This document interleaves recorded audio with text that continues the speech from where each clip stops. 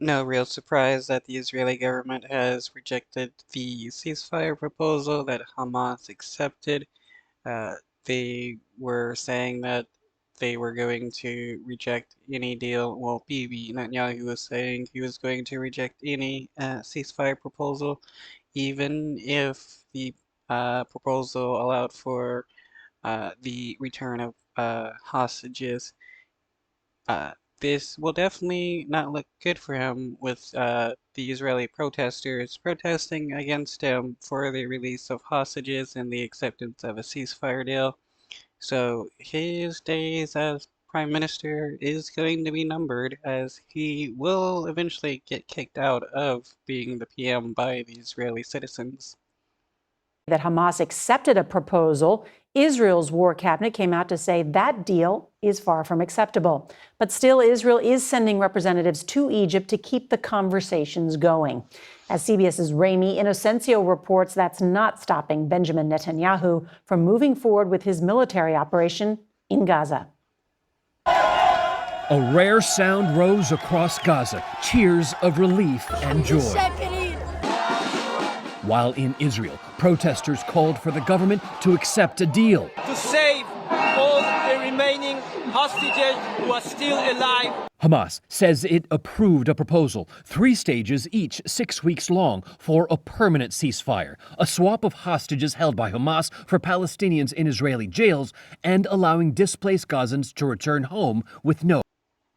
So, okay, each 6 weeks they would release hostages, a permanent ceasefire, which, the Israeli government never want a permanent ceasefire because they want to be able to continue on with their genocide of Palestinians, hostage swap for prisoners. That definitely isn't something the Israeli government would really want, since they love to torture Palestinians, it seems like. Anytime a Palestinian is released from an Israeli prison, all they can, they will talk about the torture that they endured from the IDF, displaced Gazans to return home. Yeah, the Israeli government constantly talks about how they want to redevelop Gaza and to something for the Israeli government to be able to own and control. Restrictions. Israeli Prime Minister Benjamin Netanyahu's office called Hamas's proposal, quote, far from meeting Israel's core demands, but announced he will send a delegation to join negotiations. But he had been adamant he would not agree to a permanent ceasefire. If Israel is forced to stand alone, Israel will stand alone. The White House wouldn't get it.